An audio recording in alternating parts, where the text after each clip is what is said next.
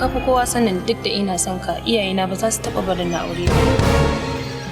ba ka girmama manya sannan kuma addini bai dame ka ba sai kake tunanin haka zai yi wannan tanajin nawa ne ni da kuma na riga duk wanda ya ce zai raba ni da tanaji na wallahi tallahi sai na ga bayan su duk rantsi duk koyo komai zafi mai daɗi ni na alƙawari muna tare har abada duk bazara duk kogi kashe shi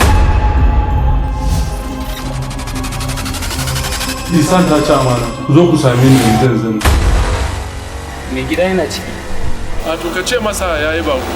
baka san yana cikin angwanci bane hala to in yau aka daura aurensa shikenan ba za a ganka ba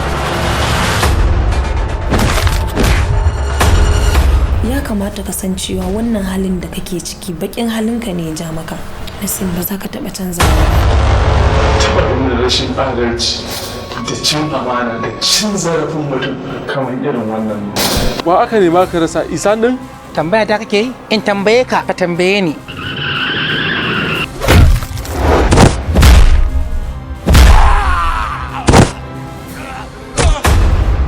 to yanzu in nace ina zargin ka kai me kace kana zargi na labai an faɗa kai da kai za a ɗauke ƙamar ka ba dan annabi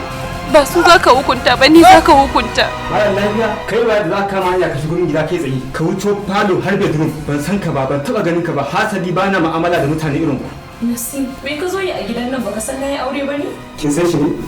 ka ji abin da ta ce cewa ta yi Nassim ma'ana ka san me ke lallai ban taɓa sanin kai jahili ba ne sai yau